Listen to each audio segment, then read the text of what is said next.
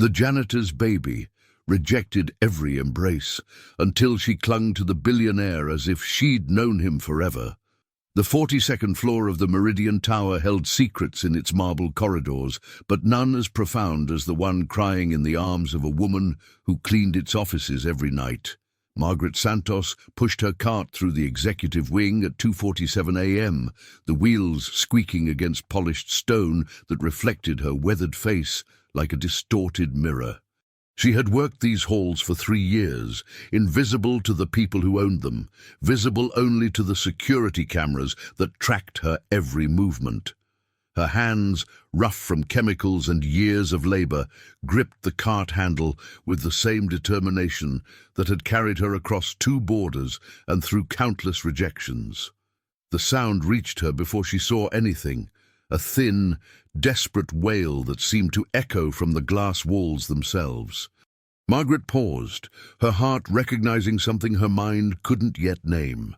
She followed the sound past empty conference rooms where million-dollar decisions were made by day, past offices lined with awards that meant nothing to her, until she reached the corner suite that belonged to Alexander Whitmore. The door was slightly ajar, unusual for a building where security protocols were religion. Margaret hesitated. In 3 years, she had learned the unspoken rules: clean efficiently, remain unseen, ask no questions. But the crying continued, growing weaker now, as if the small voice was losing hope of being heard. She pushed the door open with trembling fingers. There, nestled in the leather seat of a chair that cost more than her annual salary, was a baby, 6 months old, perhaps less, wrapped in a blanket so white it seemed to glow under the city lights streaming through floor-to-ceiling windows. The infant's face was flushed from crying, tiny fists beating the air in frustration or fear. Margaret's breath caught in her throat. The scent hit her immediately: talcum powder and warm milk, innocent and pure in a space designed for cold calculations. Her body moved before her mind could protest, muscle memory from a grief she thought she had buried taking control. She lifted the baby with hands that remembered this weight, this fragility. The crying stopped instantly, replaced by wide eyes that seemed to study Margaret's face with impossible recognition. The silence that followed was louder than any sound the building had ever contained. Margaret's chest tightened as she looked down at the child.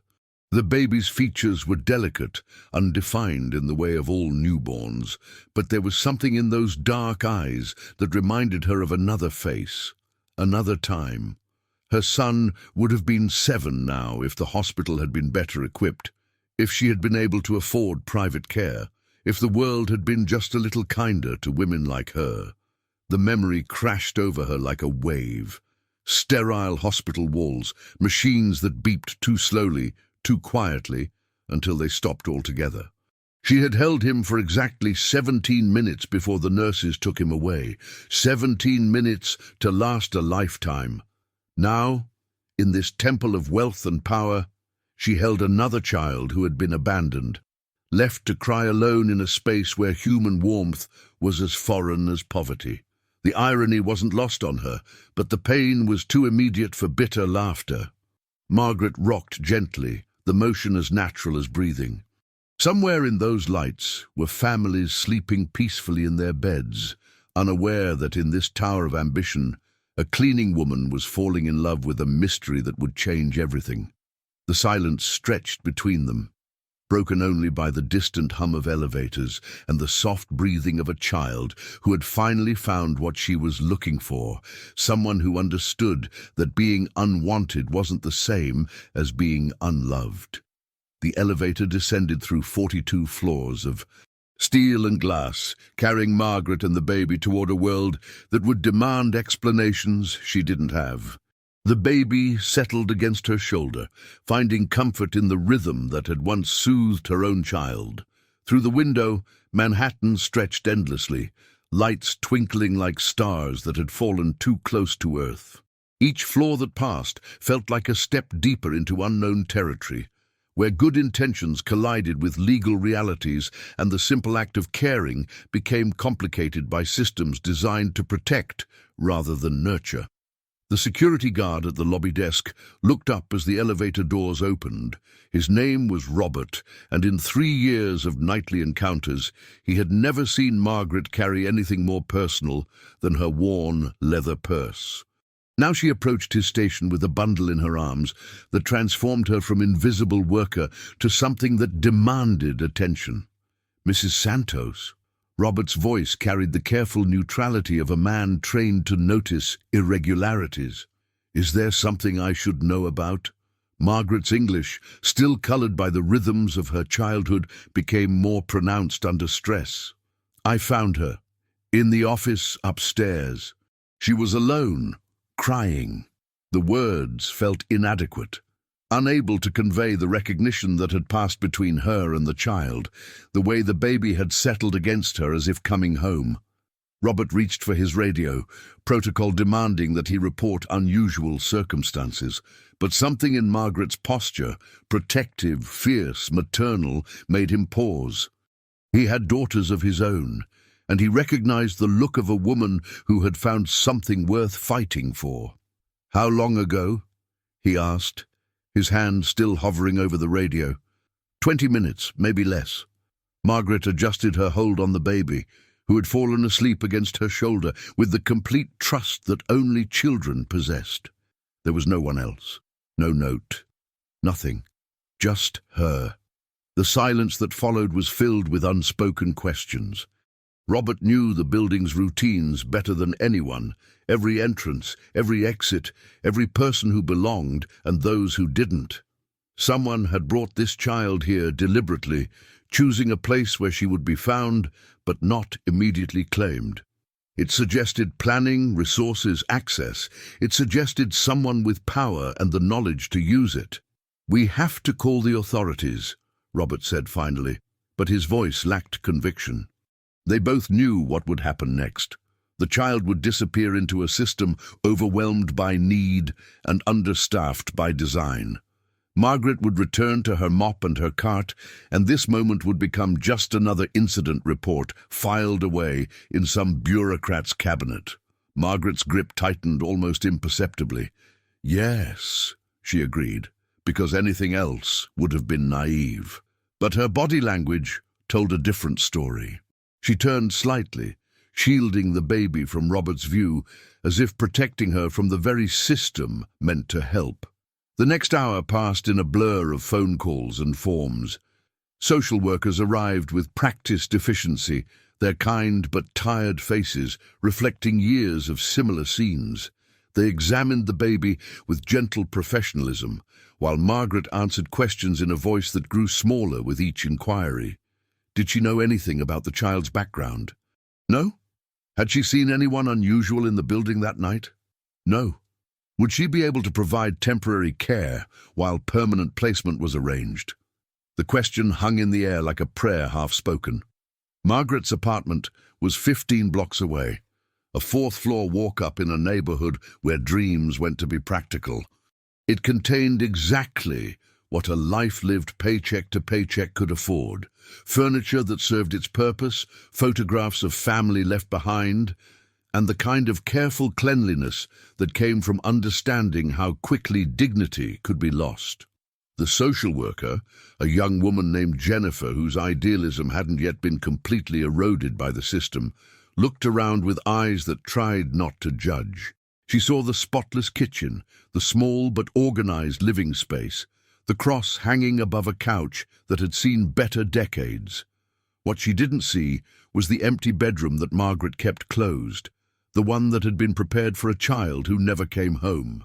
"The paperwork will take some time," Jennifer explained, her voice gentle but honest. "Emergency foster care requires background checks, home evaluations. It's not a quick process." Margaret nodded, understanding that bureaucracy moved at its own pace, indifferent to the needs of those caught in its machinery. She looked down at the baby in her arms, still sleeping with the abandon that spoke of deep trust. "How long?" she asked. "A few days, maybe a week. We'll need to place her in emergency care until—" "I can keep her," Margaret interrupted, surprising herself with the firmness in her voice. "I have experience with children. I can provide what she needs. Jennifer's training told her to be cautious, to follow protocols designed by people who had never held an abandoned baby at 3 in the morning. But her instincts, honed by years of seeing children passed between strangers, recognized something rare, genuine love offered without expectation of return.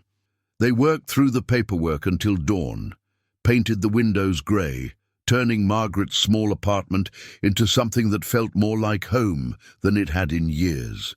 When Jennifer finally left, promising to return with more forms and questions, Margaret found herself alone with a sleeping child and a responsibility that terrified and completed her in equal measure. Alexander Whitmore arrived at his office at precisely 7:30 a.m., as he had every weekday for the past 12 years.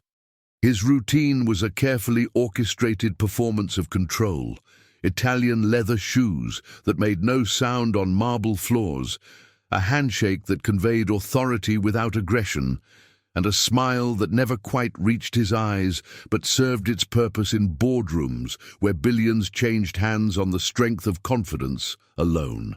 His assistant, Victoria Kane, intercepted him at the elevator with the efficiency that had made her indispensable to 3 CEOs over 15 years. Her silver hair was pulled back in a style that suggested competence without severity, and her navy suit bore the kind of subtle tailoring that whispered, rather than shouted, wealth. "There was an incident last night," she said, her voice carefully modulated to convey information without alarm.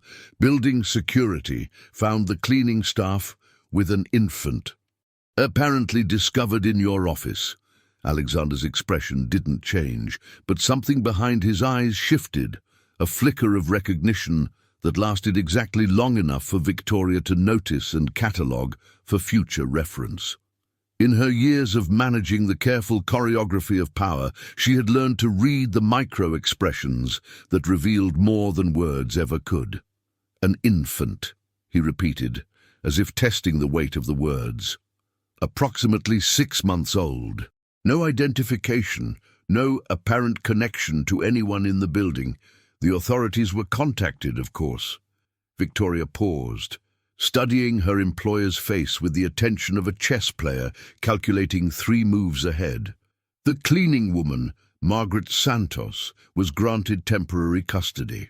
They rode the elevator in silence, ascending through floors where other people's lives were reduced to quarterly reports and profit margins. Alexander stared at his reflection in the polished steel doors, seeing a man who had spent decades perfecting the art of emotional distance. His success had been built on the ability to make decisions without sentiment, to treat human resources as exactly that, resources to be optimized, not relationships to be nurtured. But as they reached the 42nd floor, something pulled at the edges of his consciousness. The memory was fragmented, more feeling than image, the sound of crying that had seemed to come from everywhere and nowhere at once, echoing through his dreams until he woke at 4 a.m. with a sense of loss he couldn't name. His office looked exactly as it always did.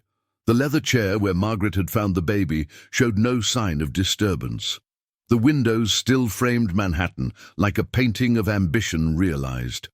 Yet something fundamental had shifted, as if the very air held traces of talcum powder and innocence that didn't belong in a space dedicated to the acquisition of power. Victoria lingered in the doorway, her practiced eye cataloguing details. "Shall I arrange for additional security screening? The fact that someone gained access to your private office suggests a breach in protocol." Alexander moved to his desk, running his fingers along its edge with uncharacteristic uncertainty. The surface was immaculate, polished to a mirror shine that reflected nothing but his own hands, yet he could swear he smelled something sweet and clean, utterly foreign to the environment of cologne and leather that defined his professional world. "No," he said finally, "that won't be necessary." Victoria's eyebrow rose a fraction of an inch, the equivalent of a shout from someone who had mastered the art of controlled expression. "Sir, I feel I should point out that the security implications. I said no. The words came out sharper than intended, carrying an edge that made Victoria step back involuntarily. Alexander had built his reputation on measured responses, on never revealing more than he intended. The fact that he was showing emotion over what should have been a simple security matter suggested depths she had never suspected. She withdrew without another word, leaving Alexander alone with the silence that had been his companion for so many years. He tried to focus on the reports, waiting for his attention, the meetings that would shape the futures of companies and careers. But his eyes kept drifting to the chair, where a stranger's child had been found, where someone had made a choice that defied logic and spoke to something deeper than rational thought. The morning passed in a blur of conference calls and decisions that felt suddenly hollow. Alexander found himself distracted by details that had never mattered before.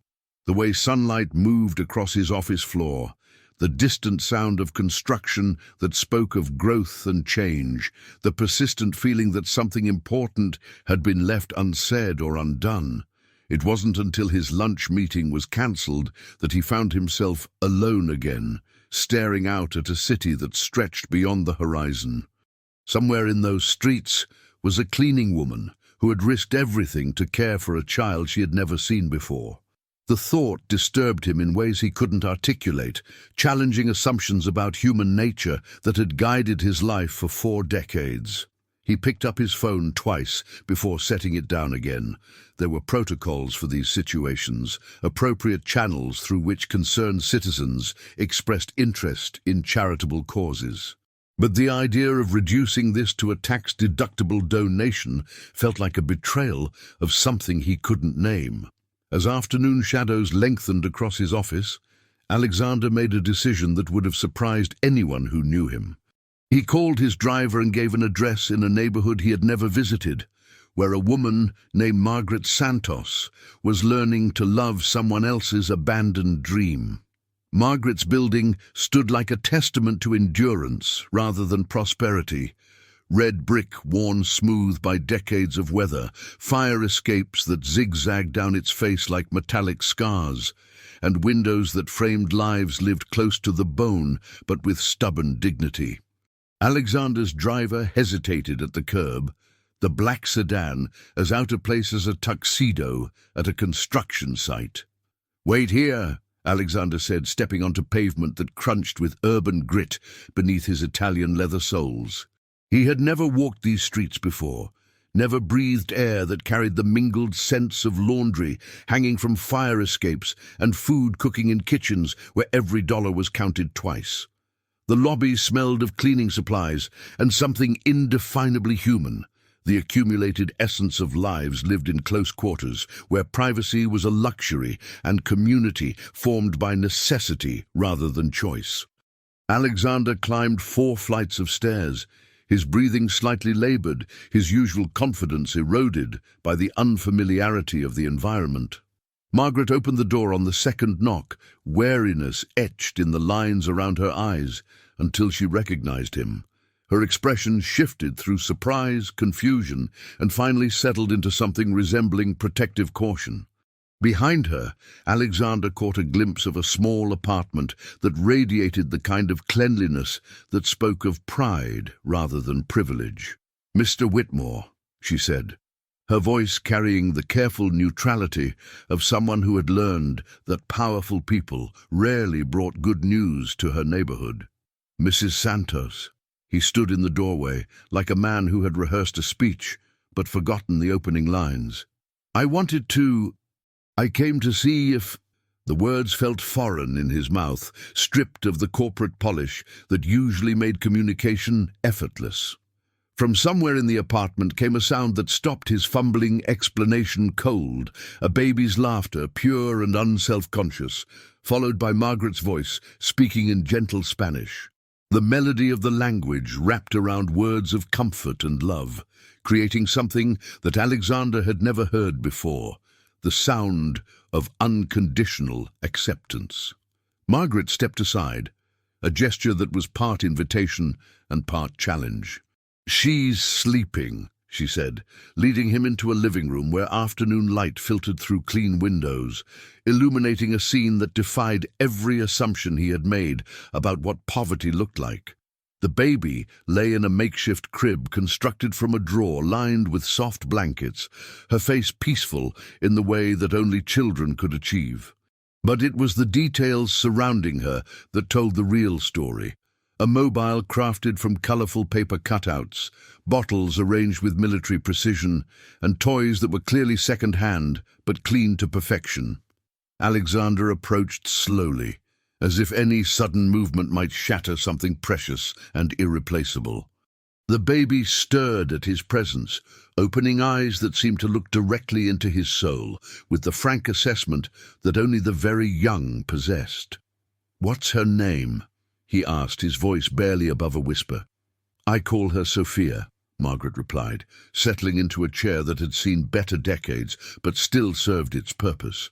"It means wisdom. She seems to know things, you understand. Things that babies shouldn't know." As if summoned by the sound of her name, Sophia turned her head toward Alexander with deliberate focus. Her tiny hand reached out, fingers opening and closing in the universal gesture of infant desire. Not for food or comfort, but for connection. Without thinking, Alexander extended his index finger toward the reaching hand. The moment Sophia's fingers closed around it, something fundamental shifted in the universe. The baby's grip was surprisingly strong, but it was more than physical contact. It was recognition, acknowledgement, a wordless conversation that bypassed every defense he had built around his heart. Margaret watched this exchange with eyes that had seen enough of the world to recognize significance when it appeared. She had witnessed many people meet Sophia over the past 3 days: social workers, neighbors, the pediatrician at the free clinic. None of them had elicited this response, this immediate and total focus that the baby now directed toward Alexander. "She knows you," Margaret said simply, stating a fact that defied logic but couldn't be denied. Alexander found himself kneeling beside the makeshift crib, his expensive suit forgotten, as Sophia's grip anchored him to something he had thought lost forever: the capacity to feel without calculation, to want something that couldn't be bought or negotiated. Her eyes held no judgment, demanded no explanations, offered no conditions. She simply accepted his presence as if it were the most natural thing in the world.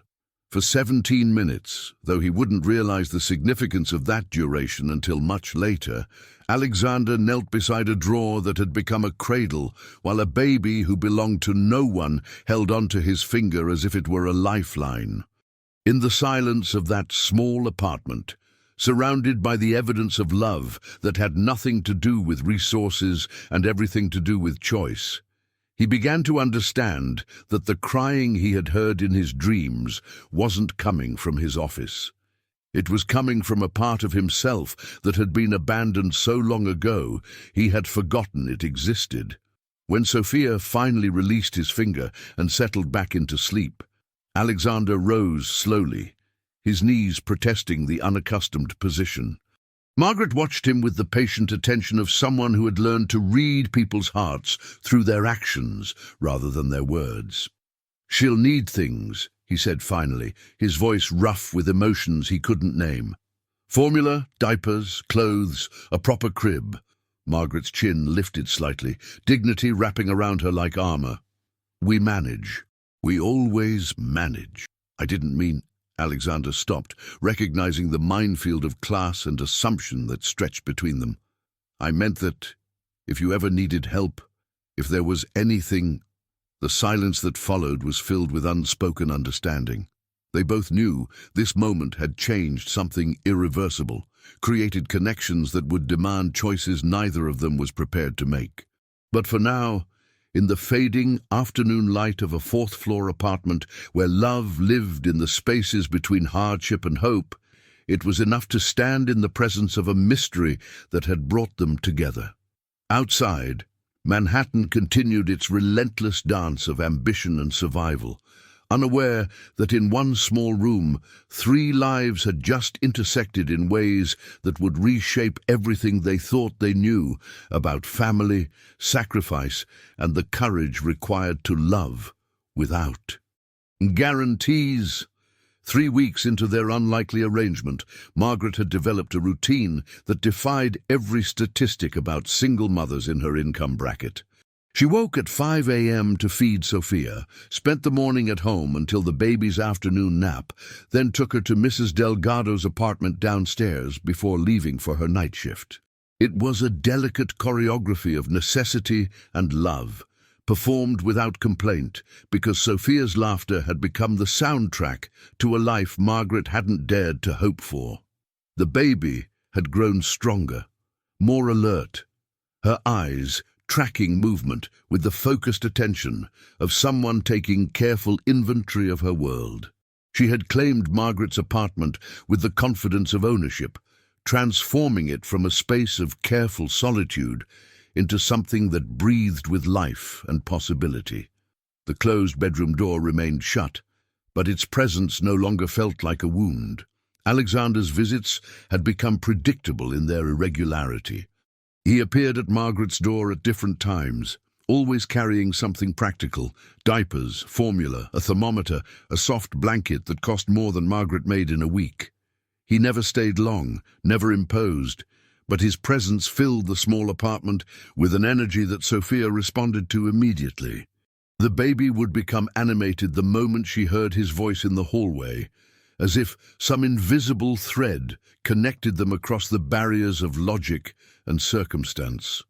On this particular Thursday evening, Alexander arrived carrying a wooden box that he set down with unusual care. Margaret watched from the kitchen, where she was preparing Sophia's evening bottle, as he knelt beside the makeshift crib with the reverence of someone handling something sacred. "I thought she might like music," he said, lifting a small hand-carved music box from the container. The craftsmanship was exquisite: polished wood, inlaid with mother-of-pearl, hinges that moved with the precision of Swiss engineering. When he wound the key, a gentle melody filled the air, notes that danced around each other like conversations between old friends. Sophia's eyes widened at the sound, her small hands reaching toward the source with determined focus. Alexander placed the music box within her reach, watching as she explored its surface with the systematic curiosity that had become her signature approach to new experiences. "Mozart," Alexander explained, though he spoke to Sophia rather than Margaret. "Lullaby in B-flat major. My mother used to—" He stopped abruptly, as if the words had escaped without permission. Margaret emerged from the kitchen, bottle in hand, her expression gentle but attentive. In 3 weeks of careful conversations, Alexander had revealed almost nothing about his personal history. She knew he was wealthy, powerful, successful, facts that were obvious from his clothes, his car, the way he moved through the world with unconscious authority. But she knew nothing about the man who knelt on her worn carpet, speaking to a baby about memories he clearly guarded like secrets. "She had good taste," Margaret said, settling into her chair as Sophia began to fuss with the preliminary hunger that preceded serious demand for food. Alexander remained kneeling, his fingers tracing the edge of the music box with movements that seemed unconscious. "She died when I was 7, he said, the words emerging as if pulled from some deep well. "Cancer. I barely remember her voice, but I remember this song. She would hum it when she thought I was asleep." The admission hung in the air between them, more intimate than anything they had shared in their careful dance around the boundaries of class and circumstance.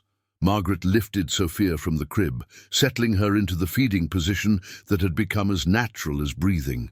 7 is old enough to remember love," Margaret said quietly.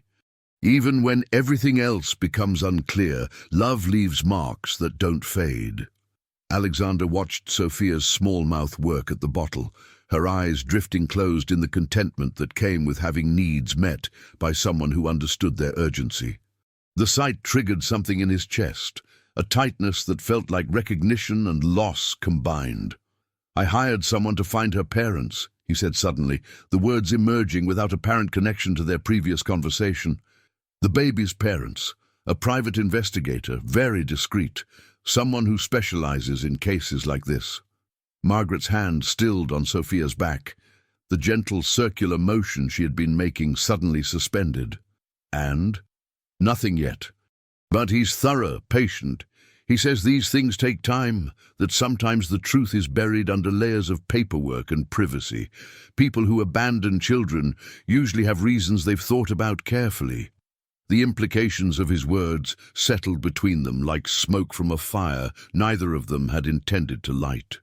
Margaret had spent 3 weeks building a life around the assumption that Sophia would stay, that the bureaucracy would move slowly enough for love to take root and become undeniable. The idea that someone might be looking for the baby, might have legitimate claim to her, felt like standing on ground that had suddenly revealed itself to be quicksand. "Why?" Margaret asked, though she wasn't sure she wanted to hear the answer. Alexander's silence stretched long enough to encompass the music box's entire melody cycle before starting again. When he finally spoke, his voice carried the weight of decisions made in boardrooms where millions hung on the ability to see several moves ahead. "Because she deserves to know where she comes from. Because whoever left her in my office made a choice that affects more than just her future. It affects yours, mine, everyone who's fallen in love with her. And because—" He paused, watching Sophia's eyelids grow heavy as milk and music combined to create perfect contentment. "Because I've spent 43 years believing that blood is the only thing that makes a family real. Looking at her, at you, at what you've built here in 3 weeks, I'm beginning to think I might have been wrong about everything." The music box wound down slowly, its melody becoming fainter until silence reclaimed the apartment. Sophia had fallen asleep in Margaret's arms, her breathing deep and even, trusting in the way that only children could. But the peace that usually accompanied her sleep felt fragile now, threatened by questions that had answers somewhere in the vast machinery of the city. Margaret looked down at the baby, who had become her daughter in every way that mattered, then across at the man who was paying someone to potentially take her away. The contradiction should have made her angry, but instead she found herself understanding the terrible logic of love, how it demanded both protection and truth even when they pulled in opposite directions. "What if the investigator finds something?" she asked. Alexander's answer came without hesitation, as if he had already considered every possibility. "Then we'll face it together, all of us, because whatever brought Sophia into our lives, she's here now. And that has to mean something." Outside, the city hummed with its endless energy, but inside Margaret's apartment, 3 people sat surrounded by the fragile hope that sometimes the family you choose becomes stronger than the one you're born into, if you're brave enough to fight for it when the time comes. Victoria Kane had built her career on the principle that information was the ultimate currency, more valuable than gold because it could be leveraged, manipulated and deployed with surgical precision when circumstances demanded. She maintained files on everyone who mattered in Alexander's professional orbit, their weaknesses, their ambitions, their pressure points. It was protection disguised as thoroughness, insurance policies written in carefully documented details.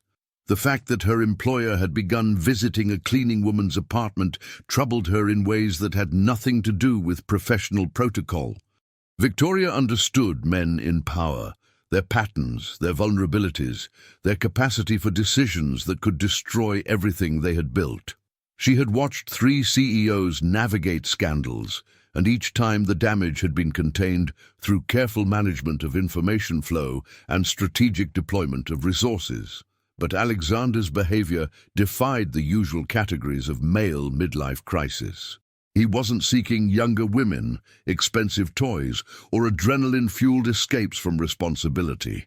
Instead, he was visiting a 4th-floor walk-up in a neighborhood where his security detail felt exposed, carrying baby supplies like offerings to a shrine he couldn't explain. Victoria's phone buzzed with a text from the private investigator Alexander had hired without consulting her, a breach of protocol that would have been unthinkable 6 months ago. Thomas Brennan was good at finding things people preferred to keep hidden, discreet enough to work for clients who valued privacy above all else. His message contained only an address and a time, a coffee shop in Soho, where conversations could disappear into the ambient noise of urban anonymity. She arrived 15 minutes early, choosing a table that afforded clear views of the entrance and street beyond. Brennan appeared exactly on time, a man whose unremarkable appearance was his greatest professional asset. He could disappear into any crowd, become invisible in any setting, remembered only when he chose to be. "You have something," Victoria said without preamble, sliding an envelope across the table. Brennan's fees were paid in cash, his services existing in the grey spaces where legal technicalities provided just enough cover for activities that might not bear close scrutiny. "More than something," Brennan replied, producing a manila folder that he kept closed. "The baby, Sophia, your boss has been calling her. She's not a random abandonment. This was planned, orchestrated by someone with access to your building, knowledge of Alexander's routines, and resources to make certain kinds of problems disappear." Victoria's expression remained neutral, but her fingers tightened almost imperceptibly around her coffee cup. "Parents? Mother is alive, living in Brooklyn under her maiden name. Carmen Morales, 24 years old, works at a pediatric clinic in Sunset Park. Clean background, no red flags, normal life until about 8 months ago, when she disappeared from her usual patterns for several weeks." Brennan opened the folder to reveal a photograph of a young woman with Sophia's dark eyes and delicate features. Carmen stood outside a brick building that looked like it belonged in the same neighborhood as Margaret's apartment, wearing scrubs and carrying a bag that suggested the particular exhaustion that came with caring for other people's children while earning barely enough to care for herself. "She thinks her daughter is being raised by a wealthy family who can provide everything she couldn't," Brennan continued. "Private schools, medical care, opportunities. She was told the adoption was handled through a specialized agency that works with high-profile clients who value privacy." "And the father?" Brennan's smile carried no warmth. "That's where things become interesting. According to the records I've been able to access, and some I probably shouldn't have, there is no father listed. But the agency that supposedly handled the adoption, it exists on paper only, created 18 months ago. Funded through a shell company that traces back to a trust that traces back to—" He didn't need to finish the sentence. Victoria's mind was already calculating the implications, tracing the web of connections that led back to Alexander's private affairs. She had managed his charitable contributions, his tax-advantaged investments, his carefully structured philanthropic endeavors. Somewhere in that maze of legal documents and financial instruments was a thread that connected him to a 24-year-old clinic worker who believed she had given her daughter a better life. "How much does the mother know?" Victoria asked. "Nothing that would compromise your boss directly. She thinks she's dealing with legitimate intermediaries, people who specialize in connecting children with families who can provide what biological parents cannot. She receives updates, photographs, reports about her daughter's health and development, all very professional, very reassuring." Victoria absorbed this information with the practiced calm of someone who had spent decades insulating powerful people from the consequences of their complicated choices. But something about this situation felt different, more personal than the usual corporate entanglements that required her intervention. The cleaning woman, Margaret Santos. How does she fit into this? Brennan's expression darkened slightly. She doesn't. She's exactly what she appears to be, someone who found an abandoned baby and fell in love. According to my research, she lost her own child 7 years ago, stillborn at a public hospital where the staff was overworked and the equipment was outdated. She's been working night shifts at your building ever since, sending money to family in El Salvador, living quietly, invisibly. The coffee shop hummed with conversations that had nothing to do with the careful destruction of lives that powerful people sometimes required. Victoria stared at the photograph of Carmen Morales, seeing in her young face the reflection of choices made by people who believed they were solving problems rather than creating them. "What are my options?" she asked, though she already knew the answer would depend on definitions of loyalty, protection, and the kind of damage control that kept empires intact. Brennan closed the folder, but left it within her reach. "You could tell Alexander what I've found. Let him decide how to handle the complications. You could arrange for the mother to learn the truth about where her daughter ended up, though that would create exposure." Audrey, he paused, allowing the weight of implication to settle between them. "You could ensure that some information never surfaces, that certain connections remain invisible, that everyone continues believing what they need to believe to keep living their lives without disruption." Victoria picked up the folder, feeling its weight like a stone she might either use to build a foundation or throw through glass that would shatter everything. In 15 years of protecting Alexander from the consequences of power wielded without sufficient thought, she had never faced a situation where the collateral damage might include a baby who smiled at Mozart and a woman who cleaned offices to support dreams of family she thought she had lost forever.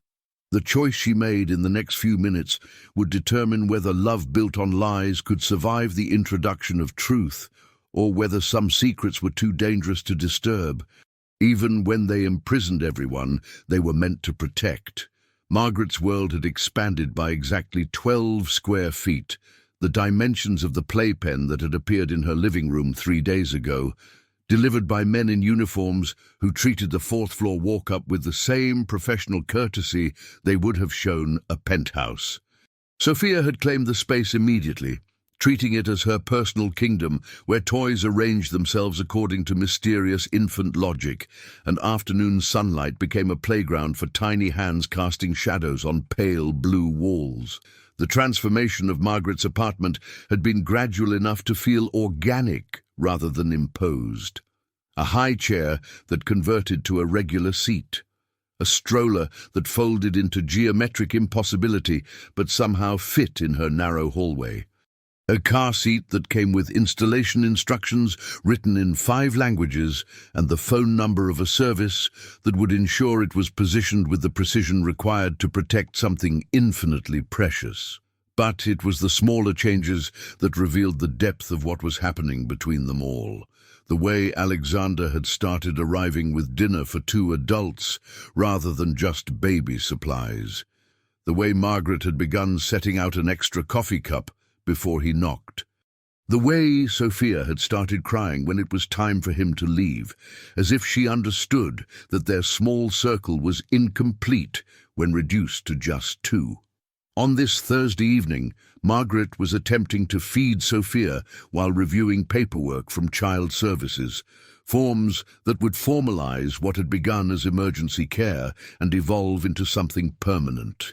The legal language was dense, intimidating in its implications, but each signature brought her closer to a future where love could be backed by law rather than existing in the uncertain space between bureaucratic gaps. Sophia was being particularly contrary about eating, preferring to paint her face with pureed carrots rather than actually consume them, when Alexander's knock came at the door. Margaret opened it to find him carrying Chinese takeout and wearing an expression that combined exhaustion with something resembling relief. "Long day?" she asked, stepping aside to let him enter the domestic chaos that Sophia had created with the efficiency of a very small tornado. "Board meeting," he replied, setting the food on her kitchen counter with movements that had become familiar. 6 hours of grown men arguing about market projections while the real world happened somewhere else entirely. He moved to Sophia's high chair, where she immediately launched into an animated monologue of babbling, that might have been commentary on global economics, or simply delight at seeing someone who understood the importance of her opinions. Alexander responded with the serious attention he usually reserved for quarterly reports, nodding at appropriate intervals as if her observations about pureed vegetables carried the weight of policy recommendations. Margaret watched this exchange while transferring lo mein into bowls that had never held anything more exotic than rice and beans. The sight of Alexander Whitmore, featured on the covers of business magazines, quoted in newspapers that shaped national conversations, engaged in earnest dialogue with a baby covered in orange food, struck her as simultaneously absurd and deeply right. "She's been fussy today," Margaret said, settling at the small table where they had begun sharing meals with the frequency of people who had discovered they preferred each other's company to solitude. "The social worker says it's normal, that babies sense changes in routine, stress from the adults around them." Alexander paused in his conversation with Sophia, his expression shifting to something more guarded. "Changes." Margaret gestured toward the stack of papers beside her plate. "The adoption paperwork. If everything goes smoothly, I should have permanent custody within 8 weeks. Jennifer says it's unusual for the process to move this quickly, but Sophia's case is being expedited because there's no family coming forward to contest the placement." The silence that followed was filled only by Sophia's continued commentary and the distant sound of sirens navigating city streets. Alexander stared at his food without eating, his mind clearly working through implications that Margaret couldn't see but could feel in the way tension gathered around him like a storm front. 8 weeks, he repeated. "Maybe sooner, if the background checks come back clean. Jennifer says I'm exactly the kind of placement they hope for. Stable employment, suitable housing, clear motivation." Margaret's voice carried pride, mixed with lingering disbelief that her life could accommodate such happiness. "Of course, there's always the possibility that someone will come forward. Birth parents have rights, even when they've made choices that seem final." Alexander's fork paused halfway to his mouth, and Margaret caught something in his expression, a flicker of knowledge or concern that disappeared too quickly to interpret. She had learned to read his moods over the past month, understanding when his silence meant concentration and when it meant he was editing his thoughts before speaking. "Have you thought about what you'll do if that happens?" he asked carefully. Margaret looked at Sophia, who had abandoned her attempts at eating in favor of trying to grab Alexander's tie, which had somehow become the most fascinating object in her universe. "Every day. Every time she smiles, every time she reaches for me when she's scared, every time she falls asleep in my arms, I think about what it would mean to lose her, and I think about what it would mean to keep her from someone who might love her just as much. And I hope that whoever made the choice to leave her with strangers had good reasons. I hope they wanted what was best for her more than what was easy for them. Because if they did, then maybe they'll understand that she's not just surviving here, she's thriving. She's loved." Alexander reached out to disentangle his tie from Sophia's grip, but she held on with the determination that had become her trademark approach to anything worth having. Instead of pulling away, he leaned closer, allowing her to examine the silk fabric with the scientific thoroughness she applied to all new discoveries. "Love isn't always enough," he said quietly. Margaret studied his profile, noting the way his jaw tightened, as if he were fighting some internal battle. "No," she agreed, "but it's a start. And sometimes, when people are brave enough to choose what's right over what's easy, love becomes enough to build everything else on." Sophia released the tie and clapped her hands together, delighted with her own accomplishment. The sound was pure joy, untainted by the complexities that surrounded her existence. In that moment, sitting around a table too small for the life that was growing within its boundaries, all three of them seemed to understand that the choices ahead would require more courage than any of them had been asked to summon before. But for now, with Chinese food growing cold and a baby practicing her applause, it was enough to sit in the presence of something worth protecting, even when protection meant accepting that love sometimes required letting go. Carmen Morales finished her shift at the Sunset Park Pediatric Clinic with the same mixture of exhaustion and satisfaction that had marked her days for the past 18 months. Working with children had become both sanctuary and torment. Every baby she weighed, every toddler she comforted, every mother she reassured carried echoes of the choice she had made 8 months ago when her own world had narrowed to impossible options. The walk to her apartment took 23 minutes through streets that had become familiar in their rhythms of struggle and survival. Brooklyn in the evening was a symphony of languages and cooking smells. Children playing between parked cars while their parents watched from fire escapes, the kind of community that formed when people understood that looking out for each other wasn't charity but necessity. Her building was identical to dozens of others on the block. Red brick, narrow windows, front steps worn smooth by generations of feet that had climbed toward dreams that were modest but fiercely defended. Carmen's apartment on the 3rd floor was small but carefully maintained, filled with furniture that served multiple purposes and photographs that chronicled a life lived close to the bone, but rich in connections that mattered. She had just settled at her kitchen table with a cup of tea and the kind of budget calculations that required optimistic math when the knock came at her door. Through the peephole, she saw a woman in an expensive suit whose silver hair and confident posture suggested someone accustomed to getting what she wanted through a combination of authority and charm. "Miss Morales." The woman's voice carried professional warmth. "My name is Victoria Kane." The updates came monthly through official channels, photographs of a beautiful baby growing healthy and strong, reports of developmental milestones reached on schedule, reassurances that her sacrifice had purchased exactly the kind of life she had dreamed of but couldn't deliver.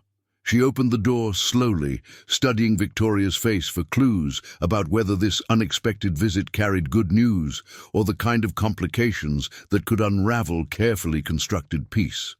"Is something wrong?"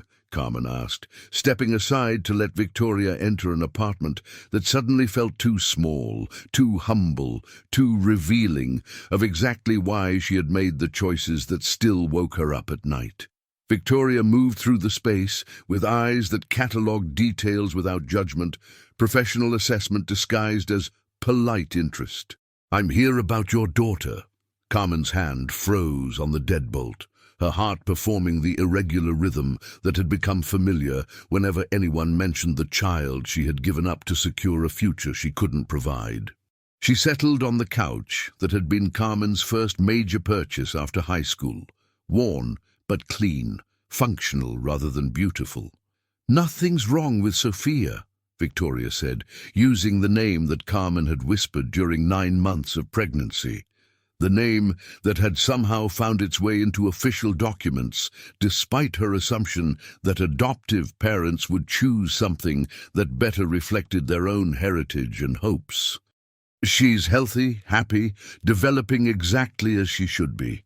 Carmen felt some of the tension leave her shoulders, but Victoria's presence still carried implications that made her nervous. "Then why?" "There have been some changes in her placement situation. Nothing that affects her well-being, but the family that was originally chosen to raise her has encountered some complications. We're exploring alternative arrangements that might better serve Sophia's long-term interests." The words were carefully chosen, professional in their vagueness, but Carmen had worked in enough institutional settings to recognize the language of bureaucracy, attempting to deliver unwelcome news gently. She sat across from Victoria, her hands folded in her lap with the composure of someone who had learned early that showing emotion to official people rarely improved outcomes. "What kind of complications?" Victoria opened her briefcase and removed a folder that she held without opening, as if its contents required careful introduction. The adoption was arranged through channels that, upon further review, may not have followed all the protocols required for such placements. There are questions about documentation, consent procedures, the verification of the adoptive family's suitability. Carmen's world tilted slightly, the careful structure of acceptance she had built around her decision suddenly feeling less stable. "Are you saying something was wrong with the adoption?" "I'm saying that sometimes, even with the best intentions, the systems designed to protect children and families can develop irregularities that require correction. The important thing is that Sophia is safe and well cared for while we sort out the proper legal framework for her future." The silence that followed was filled with the kind of questions that had no easy answers. Carmen stared at the folder in Victoria's lap, understanding that it contained information that could reshape everything she thought she knew about the choice that had defined the past 8 months of her life. "Where is she now?" Carmen asked, her voice barely above a whisper. "She's being cared for by someone who loves her very much, someone who wants nothing more than to ensure her happiness and security. But the legal complexities of the situation mean that we need to consider all options, including the possibility that you might want to reconsider your original decision." Carmen's breath caught in her throat. The idea that she might see her daughter again, might hold her, might have the chance to be the mother she had wanted to be but couldn't afford to become, struck her like lightning, illuminating and terrifying in equal measure. "I gave up my rights," she said, testing the words against this new reality. "I signed papers." Victoria's expression softened slightly, revealing something almost maternal beneath the professional competence. "You made a decision based on information that may not have been complete. You wanted what was best for your daughter, and that desire hasn't changed. What has changed is the circumstances surrounding how that desire was implemented." Carmen stood and moved to the window, looking down at the street where children played games that had been passed down through generations of urban survivors. She thought about Sophia, a name she had chosen because it meant wisdom, hoping her daughter would be smarter than her mother about navigating a world that offered few second chances to women who started with nothing. If I wanted to see her, would that be possible?" Victoria's answer carried the weight of decisions that would reshape multiple lives. "That would depend on several factors, including what you want that meeting to accomplish and whether you're prepared for the possibility that seeing her might change everything you thought you had accepted about your future." The folder remained closed, its contents a mystery that might contain either salvation or destruction. Carmen understood that opening it would mean stepping through a door that couldn't be closed again, entering a territory where love and loss intersected in ways that required more courage than she had needed to summon since the day she had signed away her right to call herself Sophia's mother. But as the evening light faded over Brooklyn, illuminating the lives of families who had found ways to survive despite circumstances that should have broken them, Carmen found herself reaching for the folder, ready to learn whether some mistakes could be corrected and whether second chances were possible for women brave enough to fight for them. The photograph slipped from Carmen's fingers like a prayer answered and a nightmare realized simultaneously. Sophia's face looked back at her from glossy paper, 9 months older than the last image Carmen had treasured, but unmistakably the daughter who had lived inside her body for 9 months before being born into a world that offered love without resources or resources without love, but rarely both together. But it wasn't the baby's growth that stopped Carmen's breath. It was the arms holding her. Margaret Santos smiled at the camera with the unconscious joy of someone who had found her purpose accidentally and embraced it completely. Her face, lined with the kind of exhaustion that came from night shifts and early mornings, radiated the particular contentment that belonged to mothers who had discovered that love could grow stronger in soil fertilized by sacrifice. "This is Sophia's current caregiver," Victoria said, watching Carmen's reaction with the attention of someone conducting a psychological experiment. Margaret Santos. She found Sophia under difficult circumstances and has been providing temporary care while the legal issues surrounding the adoption are resolved. Carmen traced her daughter's face with trembling fingers, noting changes that marked time she had missed. The way Sophia's eyes had developed focus and intention, how her small hands had learned to grasp objects with purpose rather than reflex. The expression of alert curiosity that suggested a mind already beginning to catalogue the world around her. "She looks happy," Carmen whispered, and the admission cost her something she couldn't name. She is happy. Margaret has provided excellent care, love, stability, but the situation is temporary by necessity. The legal complexities of Sophia's placement mean that permanent decisions need to be made soon, decisions that will determine her future in ways that can't be undone. Victoria produced a second photograph, this one showing Sophia in the arms of a man whose expensive suit looked incongruous against the backdrop of what appeared to be a modest apartment. Alexander Whitmore held the baby with careful reverence, his face displaying an expression Carmen had never seen in the business magazines where his image occasionally appeared. Vulnerability mixed with protective tenderness. And this man? Alexander Whitmore.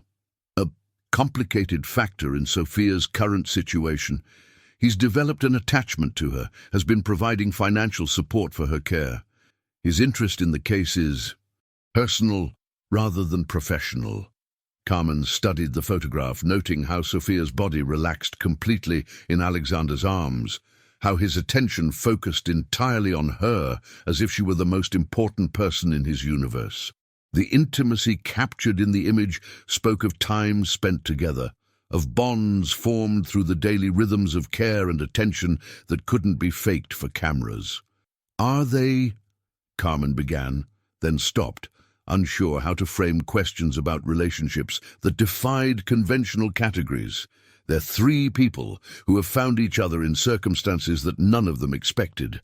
Margaret loves Sophia with the fierce protectiveness of someone who has experienced loss and won't accept it again. Alexander loves her with the bewilderment of someone discovering that wealth can't buy the things that matter most. And Sophia... Victoria paused, allowing the weight of observation to settle between them. Sophia responds to both of them as if they were family. Carmen set the photographs aside, her hands shaking with emotions that had no names because they lived in the space between grief and hope. "What are you asking me to do?" Victoria's answer came with the precision of someone who had anticipated every possible question. "I'm asking you to consider whether the choice you made 8 months ago was based on complete information.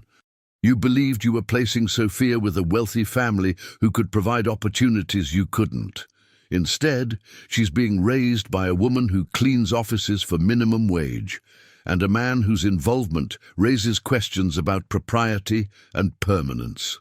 The implications hung in the air like smoke from a fire that had been burning for months without anyone noticing. Carmen understood that Victoria was offering her something that went beyond second chances, the opportunity to reclaim a decision that had been based on assumptions about what constituted the best possible future for a child born into circumstances that offered no easy answers. "If I wanted her back," Carmen said, testing the words against their consequences, "what would that mean for them? For Margaret? For this man who's obviously attached to her?" Victoria's expression remained neutral, but something behind her eyes suggested calculations that had nothing to do with Sophia's welfare, and everything to do with protecting interests that Carmen couldn't see.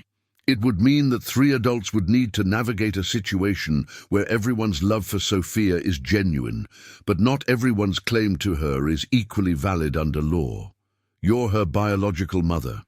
That carries weight that emotional attachment, however sincere, can't override.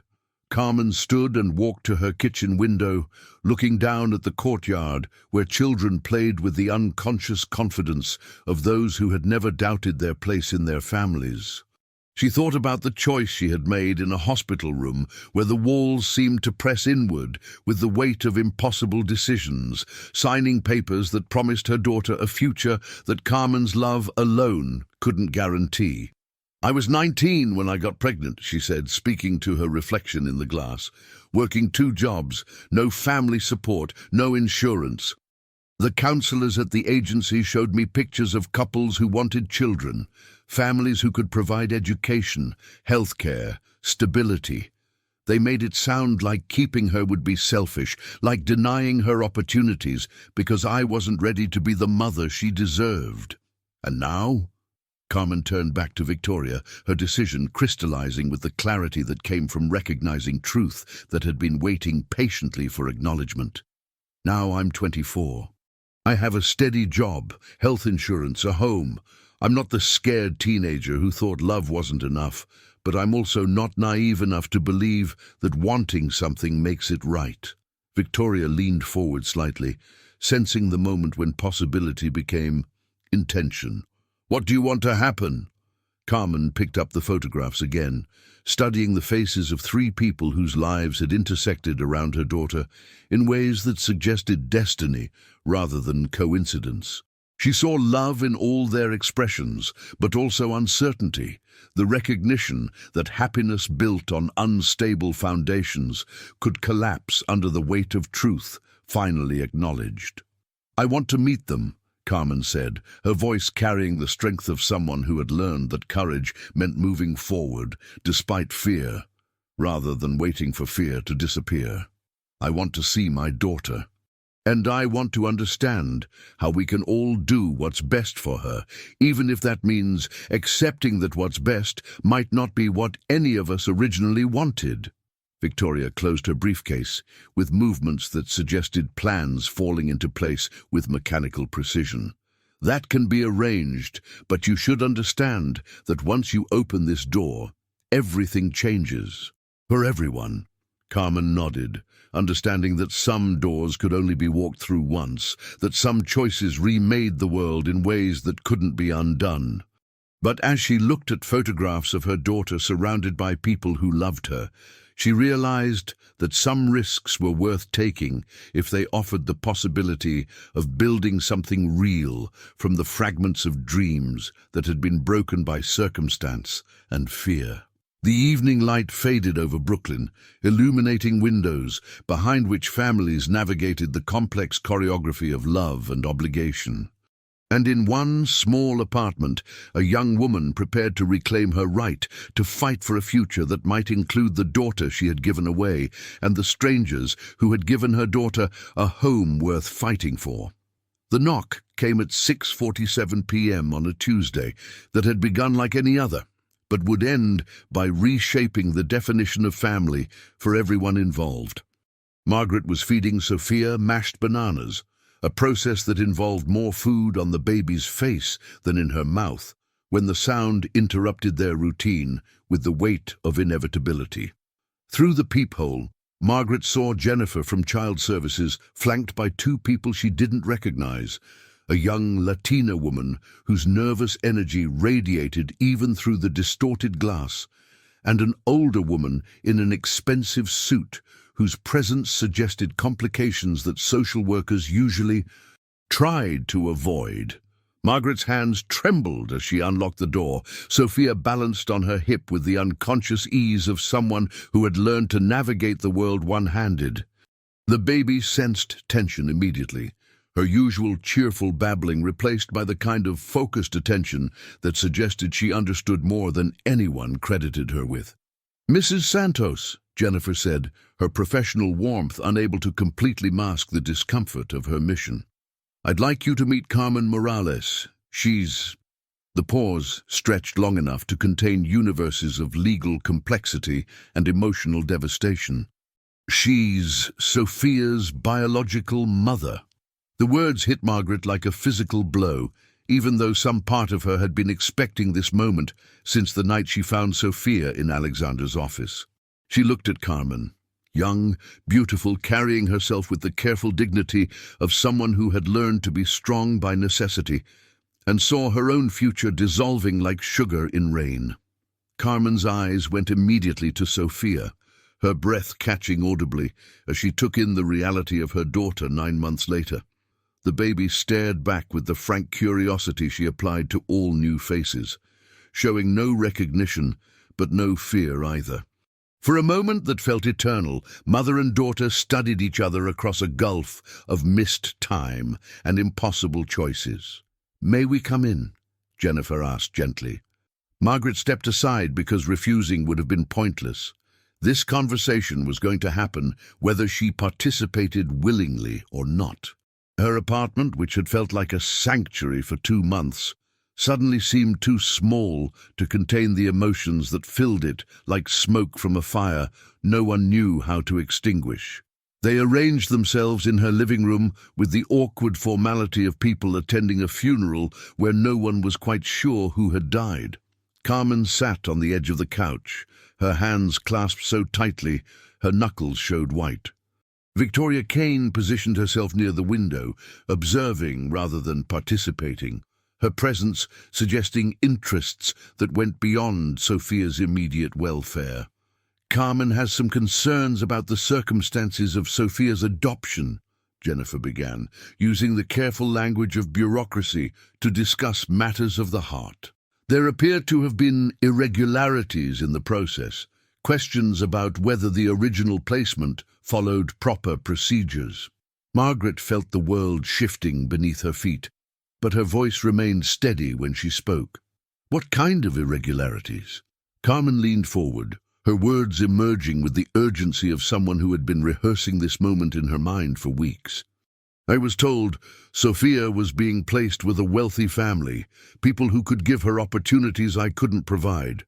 Private schools, the best medical care, a stable home with 2 parents who'd been waiting years for a child." She gestured toward the modest apartment that had become Sophia's world, the playpen constructed from donated supplies, toys that were clean but second-hand, furniture that served its purpose without pretension. "Instead, she's being raised by someone who—" Carmen stopped, recognizing the cruelty of what she was about to say. "Someone like me," Margaret finished quietly. "Someone who cleans other people's offices to pay rent, who shops for groceries with coupons, who can't afford the kind of future that money buys." The silence that followed was filled with Sophia's contented gurgling as she played with Margaret's hair, oblivious to the adult complexities that were determining her fate. Her happiness in Margaret's arms was evident, undeniable, but it couldn't erase the legal realities that gave biological parents rights that emotional attachment couldn't override. "I never said I didn't want her," Carmen continued, her voice breaking slightly. "I said I couldn't provide for her the way she deserved. I thought I was being selfless, giving her a better life. If I had known she would end up in a situation identical to mine—" "But she didn't," Margaret interrupted, surprising everyone, including herself, with the firmness in her voice. "She ended up with someone who loves her enough to work 16-hour days to make sure she has everything she needs. She ended up with someone who sits by her crib when she's sick, who plays Mozart because it makes her smile, who would rather go without meals than let her want for anything." Carmen's eyes filled with tears she had been holding back since seeing Sophia again. "I love her too. I've loved her every day since I gave birth to her, loved her enough to sign papers that broke my heart because I thought it would give her a better life." Victoria Kane chose this moment to speak, her voice cutting through the emotional chaos with clinical precision. "The legal reality is that Carmen never formally relinquished her parental rights. The adoption agency that supposedly processed the placement appears to have been operating without proper authorization. From a legal standpoint, Sophia was never formally adopted by anyone." The implications crashed over Margaret like a wave that left her gasping. All the paperwork she had filed, all the background checks and home visits, all the careful construction of legal guardianship, none of it meant anything if the original transfer of custody had been fraudulent. "So what happens now?" Margaret asked, though she already knew the answer would reshape everything she had built her future around. Jennifer's response carried the weight of bureaucratic machinery that ground forward regardless of the human hearts it crushed in the process. Carmen has the right to reclaim custody of her daughter immediately. The temporary placement you've been providing was based on the assumption that no family was available to care for Sophia. That assumption has proven incorrect. Sophia chose that moment to reach for Carmen, her small hand extending with the same unconscious trust she had shown Margaret and Alexander. Carmen's breath caught as tiny fingers wrapped around her thumb, and for the first time since entering the apartment, she smiled through her tears. "She's beautiful," Carmen whispered. "You've taken such good care of her." Margaret watched her daughter, because Sophia had become her daughter in every way that mattered, respond to her biological mother with openness and curiosity. The sight should have been heartbreaking, but instead it filled Margaret with a pride that transcended possession. She had loved Sophia well enough that the baby could trust new people, could extend affection without fear, could embody the security that came from being valued unconditionally. "What do you want?" Margaret asked Carmen directly, bypassing the bureaucrats, who would reduce this moment to procedures and protocols. Carmen's answer came with the honesty of someone who had learned that truth, however painful, was the only foundation on which real choices could be built. "I want to be her mother. I want the chance to give her everything I couldn't provide before, but I also want to understand what giving her that chance might cost her and cost you." Margaret looked down at Sophia, who was now reaching for both women simultaneously, her small hands creating bridges across an impossible divide. In the baby's gesture, Margaret glimpsed the possibility that love didn't have to be a zero-sum game, that families could be built through choice rather than biology, that maybe the question wasn't who deserved Sophia, but who Sophia deserved to have in her life.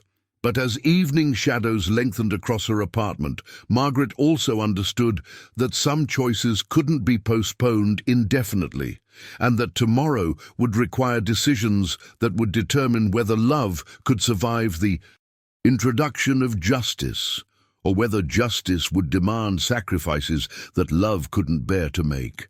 Alexander arrived at Margaret's apartment building to find a black sedan identical to his own parked at the curb, its presence suggesting that whatever crisis had summoned him through Margaret's panicked phone call had attracted other interested parties. He climbed 4 flights of stairs with the urgency of someone who understood that some emergencies couldn't be solved with money or influence, that some problems required presence rather than resources. The door opened before he could knock, revealing Margaret with Sophia in her arms and an expression that combined devastation with fierce protectiveness. Behind her, he could see people in her small living room, strangers, whose very presence suggested that the careful world they had built together was collapsing with the efficiency of controlled demolition. "She's here," Margaret said without preamble. "Sophia's mother. She wants her back." The words hit Alexander like physical blows, each syllable carrying implications that his mind immediately began calculating and rejecting in equal measure. He entered the apartment, moving through conversations that stopped at his appearance, aware that his presence changed the dynamic in ways that had nothing to do with his intentions. Carmen Morales sat on Margaret's couch holding Sophia with the careful reverence of someone reuniting with something precious that had been thought lost forever. The baby responded to her with curious attention, showing no distress but also no special recognition, a fact that seemed to both comfort and wound the young woman in ways that Alexander recognized despite never having experienced them himself. Victoria Kane stood near the window, her expression unreadable, but her posture suggesting someone whose carefully laid plans were proceeding exactly as intended. When their eyes met, Alexander felt the first stirring of suspicion that this crisis had been orchestrated rather than discovered. "Mr. Whitmore," Jennifer from Child Services said, her professional composure slightly strained by the addition of another powerful figure to an already complex situation. "I wasn't aware you were involved in Sophia's care." I'm involved in her life, Alexander replied, his voice carrying the weight of decisions made in corporate boardrooms where precision mattered more than diplomacy, which makes me involved in anything that affects her welfare. He moved to where Margaret stood, positioning himself slightly in front of her in a gesture that was both protective and possessive. Sophia saw him and immediately began the excited babbling that had become her signature greeting, reaching out with both hands in the universal infant demand for attention. Carmen's reaction to Alexander's presence was immediate and complex: surprise, recognition from photographs she had been shown, and something approaching fear as she calculated what his involvement might mean for her ability to reclaim her daughter. "This is Sophia's biological mother, Carmen Morales," Victoria said, her voice carrying undertones that Alexander was beginning to recognize as manipulation, disguised as information. "She's discovered some irregularities in the adoption process and has concerns about Sophia's current placement." Alexander studied Carmen with the attention he usually reserved for reading quarterly reports, noting details that painted a picture of someone who had made difficult choices and was now questioning whether those choices had been based on accurate information. She was young, but carried herself with the dignity of someone who had learned to navigate institutional systems designed to help people like her in theory while failing them in practice. "What kind of irregularities?" he asked, though something in Victoria's expression suggested he might not want to hear the answer. Carmen shifted Sophia to her other arm, the movement natural enough to suggest muscle memory that transcended the 9 months of separation. "I was told Sophia was being placed with a wealthy family through a legitimate adoption agency. Instead, she ended up with—" She gestured toward Margaret's modest apartment, unable to finish the sentence without acknowledging the love that was evident in every detail. "With someone who found her abandoned and chose to love her," Alexander said, his voice carrying an edge that made everyone in the room understand that his involvement went beyond casual philanthropy. "That's exactly the problem," Victoria interjected smoothly. "The circumstances of Sophia's abandonment raise questions about whether proper procedures were followed. Carmen has legitimate concerns about why her daughter ended up in an emergency placement rather than the permanent family situation she was promised." Alexander's mind began working through the implications with the systematic efficiency that had built his fortune. Someone had taken Carmen's baby under false pretenses, created fraudulent documentation, and arranged for Sophia to be found in his office by someone whose personal history guaranteed she would fall in love immediately. The sophistication required for such manipulation suggested resources and access that narrowed the list of possible perpetrators considerably. "Where exactly was Sophia supposed to be placed?" he asked, his voice deceptively casual. Carmen reached into her purse and withdrew a folder that Victoria watched with slightly more attention than the gesture warranted. "The Whitmore Foundation." Carmen read from documents that appeared official, but felt wrong in ways she couldn't articulate. Alexander stared at the documents that bore his name, his foundation's letterhead, and his signature, forged with enough skill to fool anyone who didn't know that he had never authorized such services and had certainly never approved the creation of fictitious adoption agencies. "I've never seen these papers before in my life," Alexander said, his voice carrying the cold fury of someone discovering the extent to which his identity had been borrowed for purposes he would never have. "Approved." Victoria's expression remained neutral, but something behind her eyes suggested calculations being rapidly revised. "A private family placement service affiliated with the Whitmore Trust." The silence that followed was so complete that Sophia's contented gurgling seemed loud enough to wake neighbors. "Perhaps there's been some confusion about the Foundation's activities." "There's been no confusion," Alexander interrupted, his attention now focused entirely on his assistant with the intensity he usually reserved for corporate adversaries. "There's been fraud." Systematic, sophisticated fraud that used my name and resources to manipulate a young woman into giving up her child under false pretenses.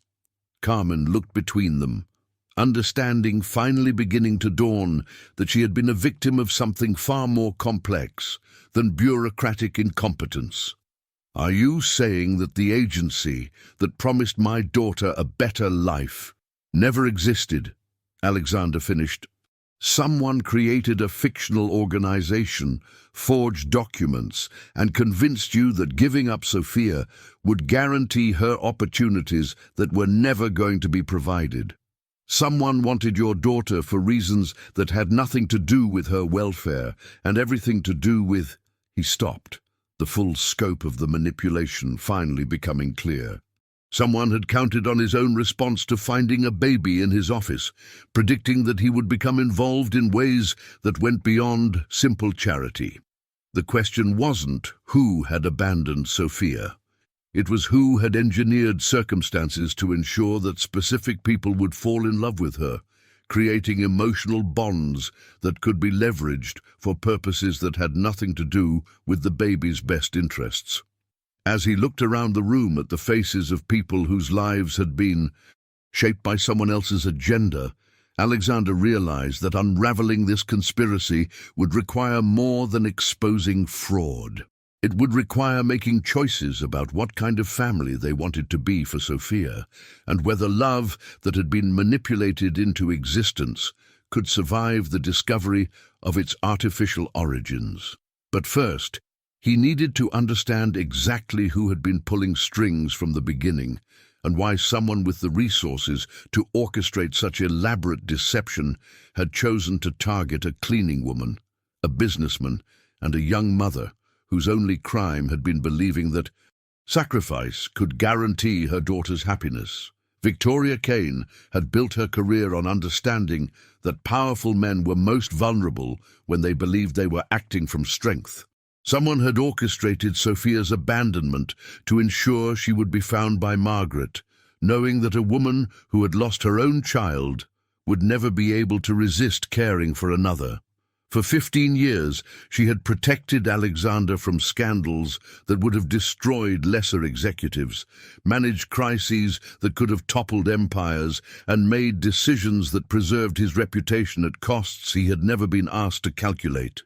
But as she watched him piece together the scope of her manipulation, she realized that some protections came with prices that eventually demanded payment.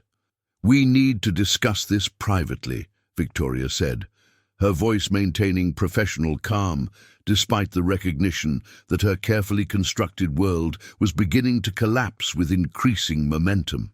Alexander's response carried the Arctic coldness that had made him legendary in negotiations where billions hung on the ability to remain unmoved by emotional appeals. "We'll discuss it here, in front of everyone whose lives you've manipulated, starting with why you created a fictional adoption agency using my foundation's name."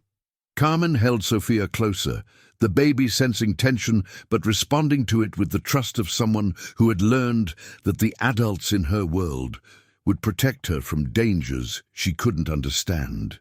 Margaret moved to stand beside Carmen, their shared love for Sophia overriding the territorial instincts that should have made them rivals. Victoria glanced toward the door, calculating distances and escape routes with the efficiency of someone who had planned for various contingencies. But Alexander's presence blocked the most direct exit, and something in his posture suggested that leaving would only delay rather than prevent the conversation that would determine how many lives would be destroyed by revelations that should have remained buried. "I was protecting you," Victoria said finally, choosing words that carried decades of justification for decisions that had seemed necessary at the time. 8 months ago, you were drinking yourself toward a breakdown, isolated, making choices that would have eventually attracted attention from people who wouldn't have been as discreet as I've been." Alexander's expression didn't change, but something behind his eyes suggested he was remembering patterns of behavior that had seemed self-destructive but might have been symptomatic of something deeper. Continue.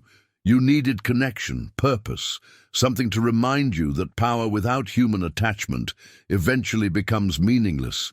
But your history with relationships suggested that conventional approaches wouldn't work. You trust people with resources rather than need, and that trust usually proves misplaced. Victoria moved closer to the window, positioning herself where afternoon light would make her expression harder to read. I researched options, scenarios that might create genuine bonds without the complications that usually accompany your involvement with people who want something from you. So, you decided to manufacture a crisis, Alexander said, his voice carrying the kind of controlled fury that preceded decisions capable of reshaping industries. You found a young mother in impossible circumstances and convinced her that giving up her child would guarantee opportunities that were never going to exist. Carmen's breathing became shallow as she processed the implications of what she was hearing. You planned this, all of it, my pregnancy, my decision to give her up, everything that happened afterward. Not your pregnancy, Victoria corrected, as if the distinction mattered in the face of what she had orchestrated. But once I learned about your situation through contacts at the clinic where you received prenatal care, I recognized an opportunity to solve multiple problems simultaneously. Margaret found her voice, though it emerged rough with emotions that had no adequate words. You destroyed her family to create ours. Victoria's response revealed the cold calculation that had guided 15 years of protecting Alexander from consequences that other people absorbed on his behalf. I created circumstances where 3 people could build something meaningful together.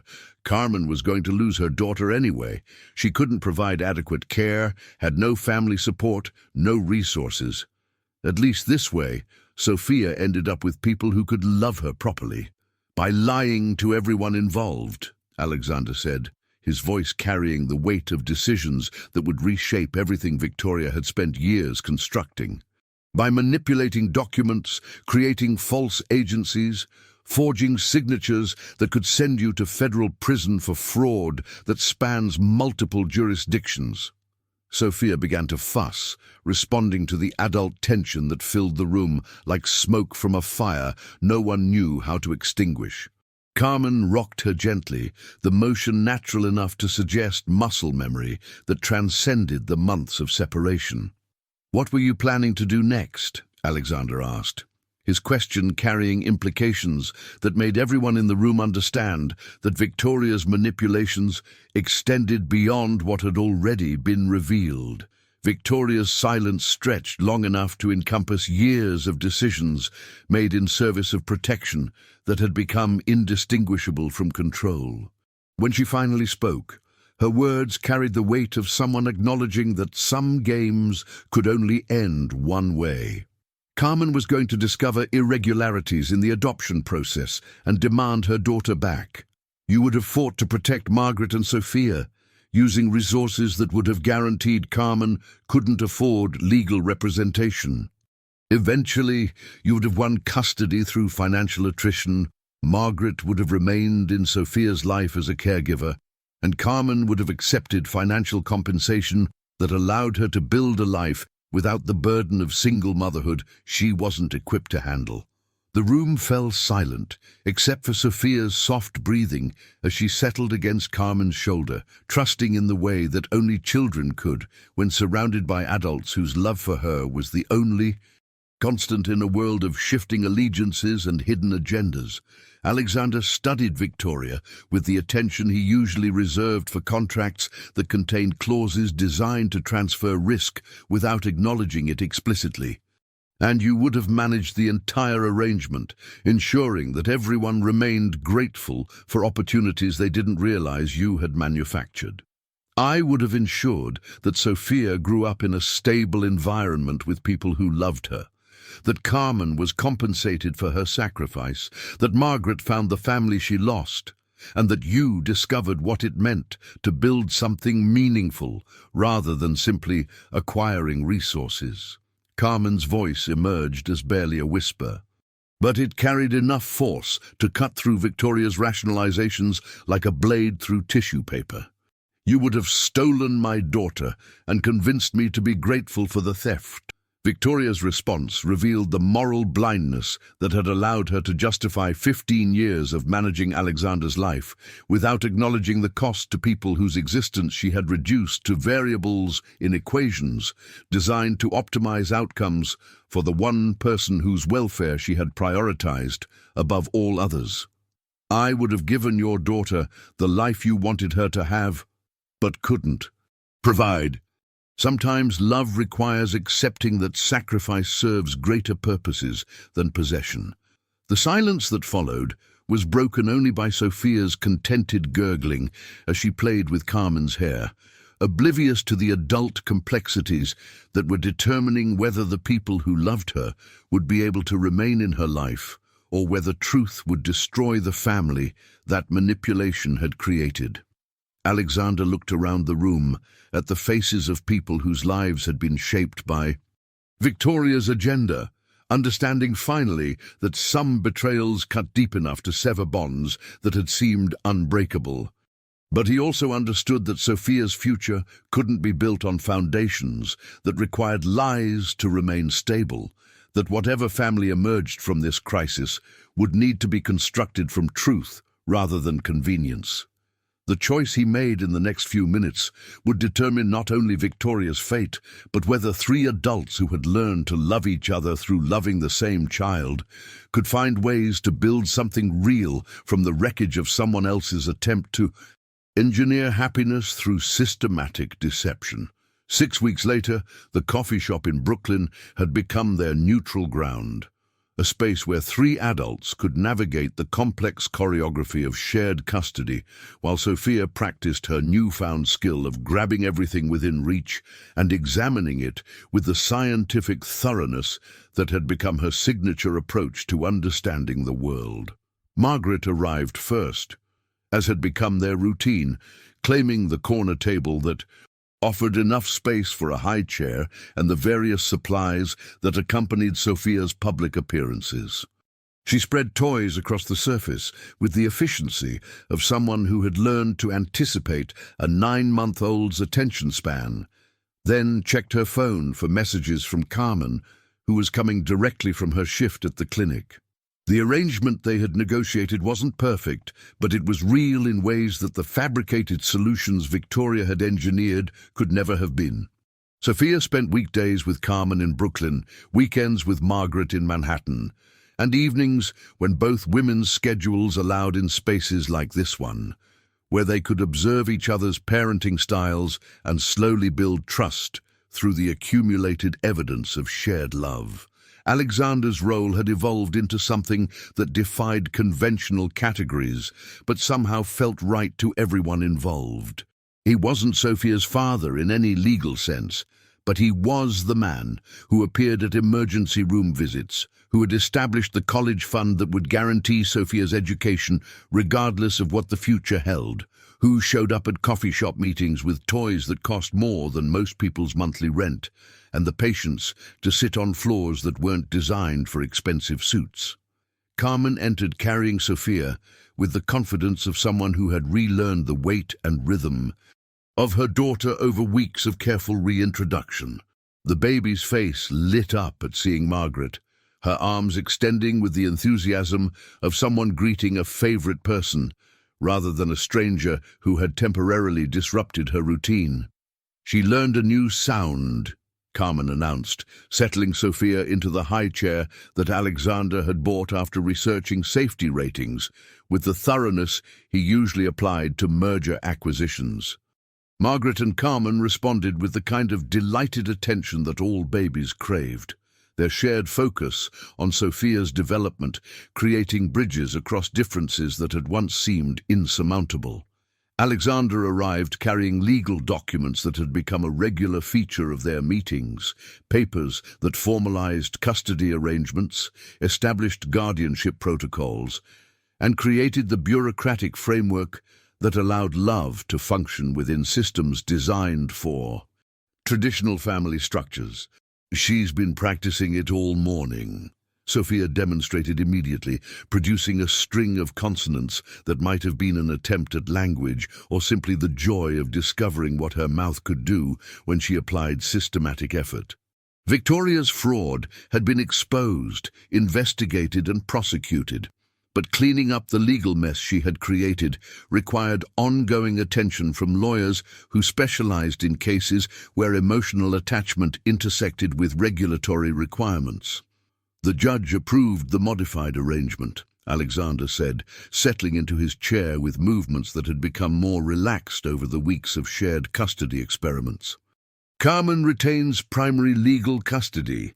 Margaret maintains weekend placement with full guardian rights, and I'm listed as an interested party with financial responsibility for Sophia's ongoing needs.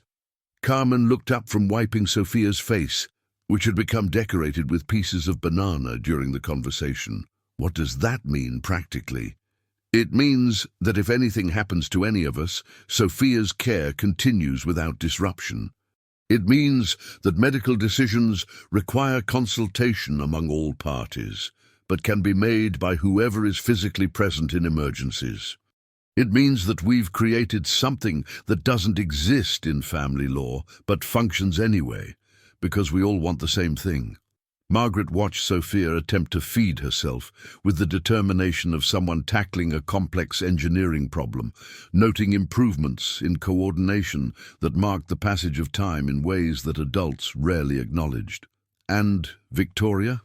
Alexander's expression darkened slightly, but his voice remained level when he spoke about his former assistant. Federal charges for fraud, forgery and wire crime. She'll probably serve 18 months, maybe 2 years. Her lawyers are arguing for diminished sentence based on claims that she believed she was acting in everyone's best interests. Do you believe that? Carmen asked, genuine curiosity rather than judgment coloring her question. Alexander considered the question with the care it deserved, thinking about 15 years of working with someone who had managed his professional life with increasing control over time. I believe she convinced herself that controlling other people's choices was the same as protecting them from making mistakes. I believe she lost the ability to distinguish between helping and manipulating. But I also believe that what she did to you, to Sophia, was unforgivable regardless of her motivations. Sophia chose that moment to successfully grab Margaret's coffee cup, nearly overturning it before 3 pairs of adult hands intervened simultaneously. The baby's delighted laughter at the commotion she had created filled the space with the kind of joy that existed independent of adult complexities, reminding everyone present that some things mattered more than legal arrangements or past betrayals. "She's getting stronger," Margaret observed, straightening the table while Sophia returned her attention to the engineering challenge of self-feeding.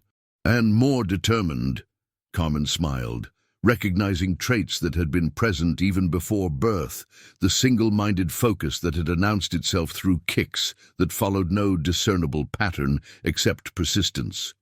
"She gets that from both sides of her family." The phrase hung in the air between them, acknowledging something that had evolved gradually over weeks of shared custody experiments.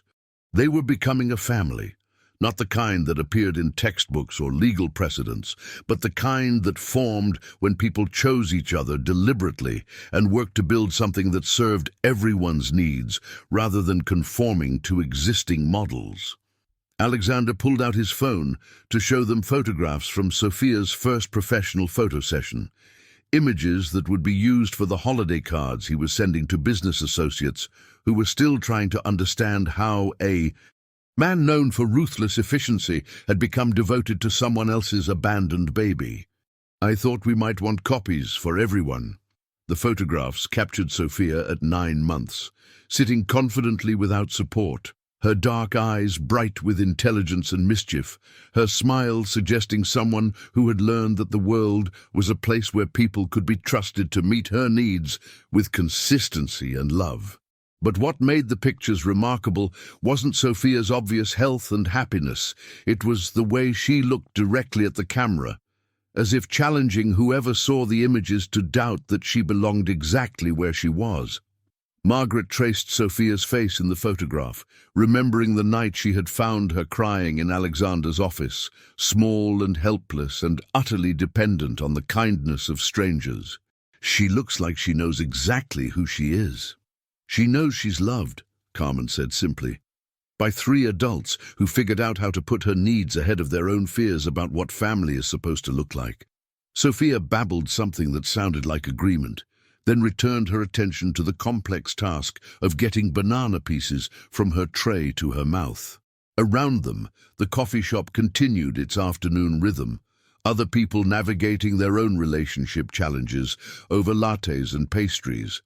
Unaware that at one corner table, 3 adults and a baby were proving that sometimes the most important families are the ones that choose each other against all reasonable expectations. 1 year later, Sophia took her first steps in Margaret's apartment on a Saturday morning, when sunlight streamed through windows that had been enlarged to let in more light and hope than the small space had ever contained. She wobbled across the living room with the determined concentration of someone attempting a feat that required more courage than skill, her arms outstretched for balance and her face bright with the triumph of discovering that the world could be navigated through her own power rather than the goodwill of others. Carmen caught her just before she reached the couch, sweeping her daughter into arms that had grown strong from months of lifting, carrying, and chasing a toddler whose curiosity exceeded her coordination by dangerous margins. Sophia's delighted laughter filled the apartment with the kind of joy that had become the soundtrack to their reconstructed lives. Proof that love could indeed build foundations strong enough to support dreams that had once seemed impossible. Margaret emerged from the kitchen carrying coffee for the adults and a sippy cup for Sophia, moving through her morning routine with the fluid efficiency of someone who had learned to navigate shared custody schedules, work obligations, and the demands of a child who had opinions about everything from breakfast choices to wardrobe selections. The apartment had evolved to accommodate its expanded population, a crib that converted to a toddler bed, toys that served educational purposes rather than simply occupying attention, and photographs that documented a family's growth in increments too small to notice daily but profound when measured over time. Alexander arrived carrying flowers for Carmen, whose birthday they were celebrating with the kind of low-key festivity that Sophia's attention span could tolerate, and a wrapped package that he set carefully out of reach of small hands that had developed remarkable speed when it came to investigating anything that resembled a present. His visits had become as regular as sunrise, but they no longer carried the awkwardness of charity offered across class divides. He was simply part of the fabric of Sophia's daily life, as essential and unremarkable as morning routines or bedtime stories. She walked, Margaret announced, her voice carrying pride that encompassed more than Sophia's physical development. 4 steps, all by herself like she'd been planning it for weeks. Alexander knelt on the carpet that bore evidence of Sophia's various experiments with food, art supplies, and the natural world she encountered during walks through neighborhoods that had become extended playgrounds. Sophia approached him with the confident waddle of someone who had discovered that legs could be trusted to carry her toward people she wanted to reach, her arms extending for the kind of greeting that adults reserved for family members returning from long absences. "Happy birthday, beautiful girl," Alexander said, though he addressed Carmen rather than Sophia. The baby had commandeered his tie, which had become her favorite toy during his visits, treating the silk fabric as a fascinating puzzle that required constant investigation. Carmen settled beside them on the floor, her nursing scrubs replaced by casual clothes that suggested someone spending a day off with people who mattered more than professional responsibilities. The clinic where she worked had promoted her to supervisor 6 months earlier, recognizing skills in organization and empathy that had been honed through navigating the complex choreography of shared custody and extended family obligations. 25, Carmen said, as if testing the weight of a number that felt simultaneously too young and too old for everything she had experienced. Last year, I thought my life was over. This year, she gestured around Margaret's apartment, which had become the neutral ground where their unusual family gathered for celebrations, holidays, and the kind of ordinary moments that created emotional anchors in lives that had been rebuilt from fragments of dreams that had seemed broken beyond repair. This year you're exactly where you're supposed to be, Margaret finished, speaking with the authority of someone who had learned that sometimes the most important journeys led to destinations that couldn't be mapped by conventional geography. Sophia babbled something that might have been commentary on the adult conversation, or simply practice for the words she would need when her thoughts became too complex for gestures and expressions to convey adequately. She had begun recognizing her own name, responding to simple instructions, and displaying preferences that suggested a personality emerging through the accumulated evidence of daily choices and interactions. Alexander's phone buzzed with messages from a world that continued to operate according to schedules and priorities that had once defined his existence, but now felt distant as photographs from someone else's life. He glanced at the screen, then set the device aside without responding, choosing presence over productivity in ways that would have shocked business associates who knew him only through quarterly reports and board meeting decisions. The foundation is funding 3 new placement programs, he said, referring to changes in his philanthropic focus that had evolved from personal experience rather than tax optimization strategies. Emergency custody protocols that prioritize keeping children with caregivers who formed attachment bonds, regardless of economic status. Carmen looked up from Sophia, who was attempting to interest a stuffed elephant in the complexities of tie pulling. Because of what happened to us. Because what happened to us was wrong in ways that go beyond Victoria's fraud. Systems that prioritize financial resources over emotional attachment create situations where love becomes secondary to economic stability. Sophia should never have been taken from someone who loved her simply because that person cleaned offices instead of owning them. Margaret absorbed this information while Sophia explored the fascinating possibilities presented by shoelaces that remained attached to feet but could be manipulated through patient effort. The sight of a billionaire allowing his expensive shoes to be used as entertainment for a 1-year-old struck her as symbolic of transformations that went beyond policy changes and charitable contributions. "She's made us all better," Margaret observed, speaking the truth that had become evident through months of learning to put Sophia's needs ahead of adult preferences for control, predictability, and emotional safety. Carmen nodded, recognizing that motherhood shared among 3. Adults had required skills in compromise and communication that she had been forced to develop through necessity rather than choice. She's taught us that family doesn't have to look like anything except what works for the people who choose each other. Sophia chose that moment to accomplish her goal of untying Alexander's shoelaces, her victory celebration involving clapping that had been perfected through weeks of practice, and delighted squealing that suggested someone who had learned that personal achievements were worth sharing with people who would appreciate their significance. The afternoon passed in the Badiouan kind of lazy contentment that characterized their best days together, Sophia napping between parents who had learned to coordinate her schedule across 3 different living situations, adults sharing meals that had been prepared collectively, conversation that moved effortlessly between practical concerns and dreams that had been adjusted to accommodate realities that none of them could have anticipated. As evening approached and the celebration wound down with the gentle exhaustion that accompanied successful family gatherings, Sophia fell asleep in Carmen's arms while Alexander and Margaret cleaned up toys that would be redistributed tomorrow according to custody schedules that had become second nature. They moved around each other with the practiced coordination of people who had learned to share space without stepping on toes, metaphorically or literally. The apartment that had once contained only Margaret's careful solitude now held evidence of 3 adults and a child who had figured out how to build something unprecedented from the materials that life had provided, rather than waiting for circumstances to match their original expectations. Outside, Manhattan hummed with its endless energy, millions of people pursuing dreams that had been carefully planned or accidentally discovered.